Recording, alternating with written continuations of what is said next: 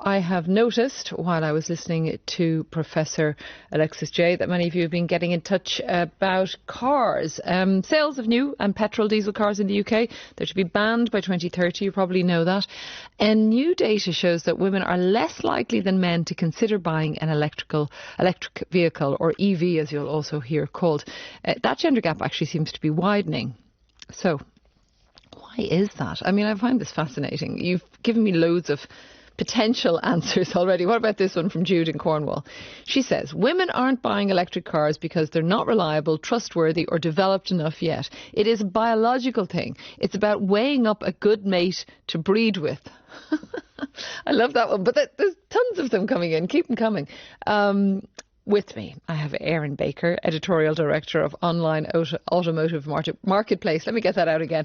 Online Automotive Marketplace, AutoTrader, which carried out the research, and Beth Morley, Mobility and Human Insight Manager at Cenex, which is the Centre of Excellence for Low Carbon Vehicle Technology. Okay, let us get into this. Erin, let me begin. I'll tell you what my listeners are telling me, but why do you think women aren't buying electric vehicles when we see that they are apparently much more likely to have environmentally friendly behaviour?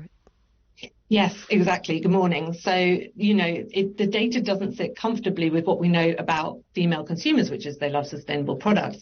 But we've conducted at AutoTrader a huge study of 4,000 women and backed it up with some focus groups.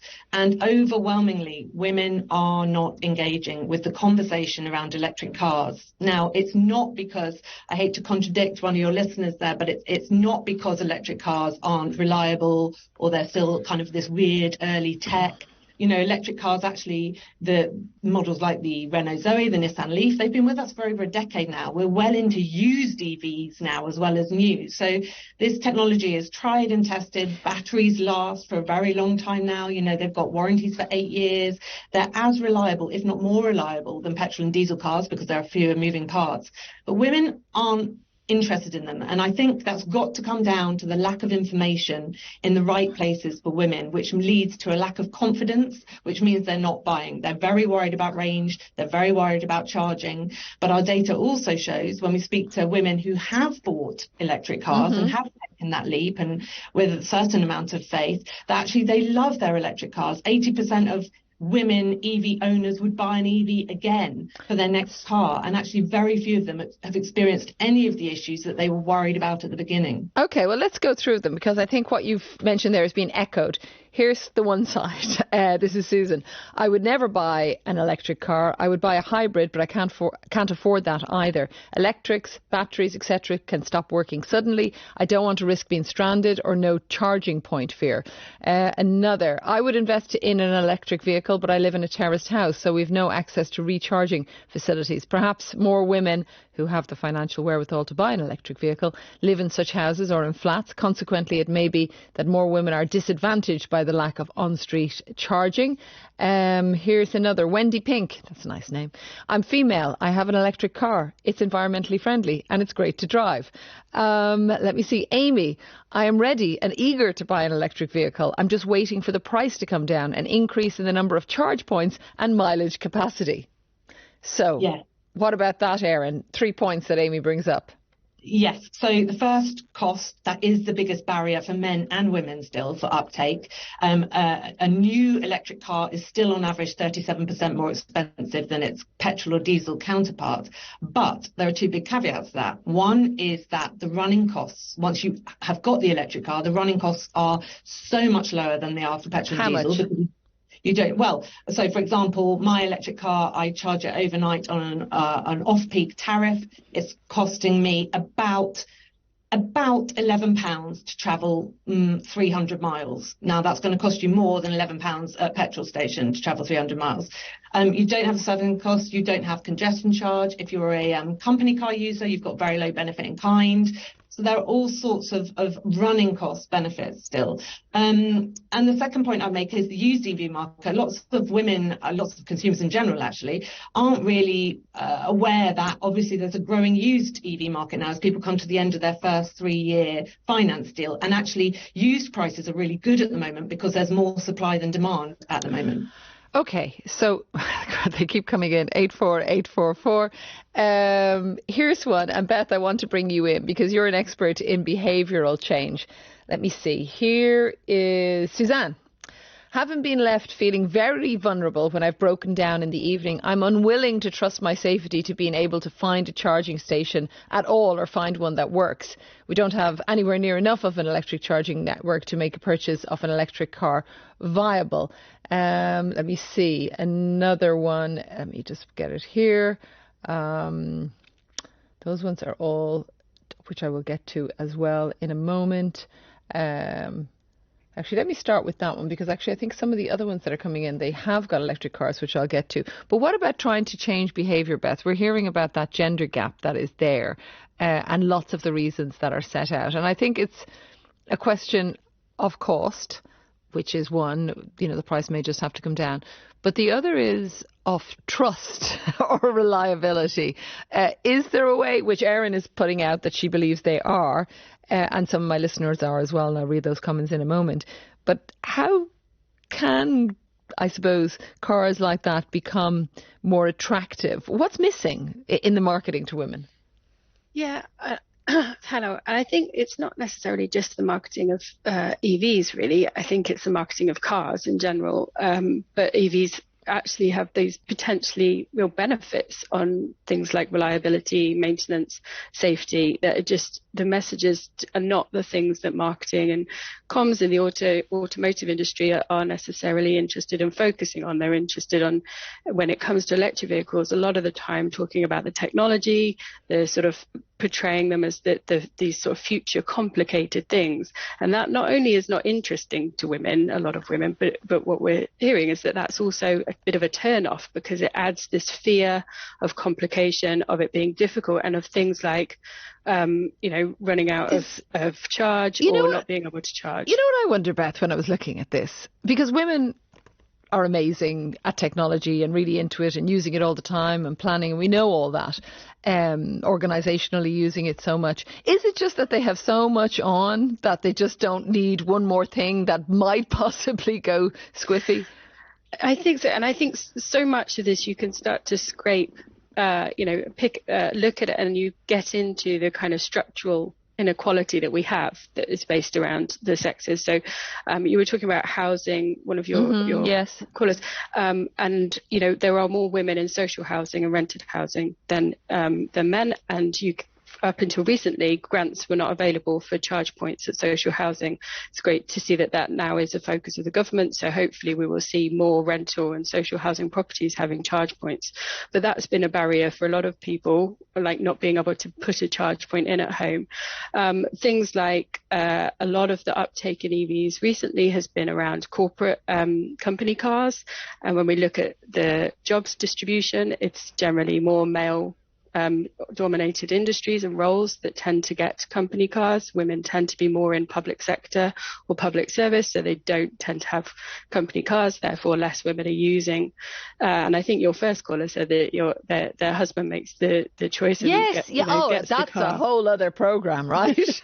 Yeah, exactly. So you start to go down into the thing, and then you've got the fact of the lack of representation within the automotive industry of women, and therefore that comes with failures in the marketing, failures in the design, which boils down to the question of women and girls in STEM subjects. So a lot of this, which is science, technology, engineering, and maths. I've got it. Continual battle. Okay, let me go back to my listeners because there is a lot here. I don't want an electric car due to the longer term implications and wider ecological impacts. Short-sighted solutions versus long-term. Less cars on the road and other solutions all create better environments. So Carolyn there is talking about, and somebody else got in touch as well saying they got a cargo bike instead, that they're going one step further. They are environmentally conscious, but electric vehicles aren't environmental enough for them. This was another one. I thought this was interesting for both of you. Of my immediate family, this is Pam, comprising of 4 females and 4 males. 3 females have bought electric cars. None of the males have done so. I've had mine for 5 years. For round trips of 150 miles or so, it's absolutely fine. Longer journeys take a bit more planning. Are women less able to plan than men? I don't think so.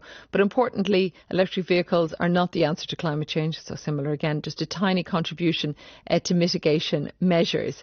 What about that? How do you understand that, Beth? That the men aren't going electric, but the women are.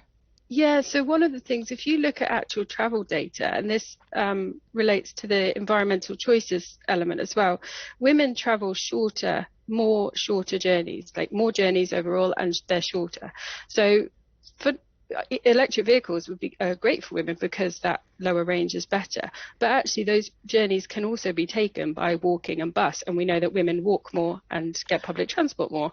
So it may be that a lot of women, when they're making those environmentally friendly choices, are going, like you say, that one step further and making the choice to get the bus or to walk instead. Whereas we know that men do travel, from travel data, tend to travel in longer distance journeys, so therefore may have more concerns. I've also had conversations with men who complain to me that they'll miss the noise. Oh gosh, that's so one of the interesting. That is, they'll miss the revving engine. I do have, let me see, I did have somebody talking about the noise here, saying the lack of it is what they loved. Yes, electric cars are relaxing to drive, and the instant power acceleration makes me feel safer at junctions. So says Katie. She just collected her second electric car. She loves it. She was surprised to hear that many women aren't buying them. But let's talk about solutions. One thing that's come up again and again, I think we can agree from our listeners, is the lack of charging points, Erin, and also the cost. But I mean, can they be sure that they'll be able to find a charging point that works in a well-lit area that feels safe in the coming, year? Yeah, well, there's a big reality versus perception thing here. So yes, a lot of women before they buy EVs say, well, I'm not willing to look at EVs right now because there definitely aren't enough public charging points around and I don't have a home charger. We've found that, the reality of EV ownership is that only kind of 18% of women over the course of a year of their ownership cited that as an issue. I think, undoubtedly we don't have enough public charging points at the moment, but they are rapidly growing. But when you look at the usage of electric cars, most electric cars don't need charging by 80% every day. It's not that kind of barrier to uptake. On the subject of safety, I've been driving electric cars for 6 years now, and it's never got to the point where I think, oh my gosh, I've got 5 miles left and it's midnight. I'm going to have to pull up by a secluded charging point round the back of a petrol station and be worried about my safety. I think that's something that's kind of been talked about a lot and is more perception. There is definitely a thing for women around, because women tend to be the primary carers, whether that's caring for children or relatives or partners. They worry more about running out of charge with children on a motorway or running out of charge when they've got to get an elderly relative to hospital, say.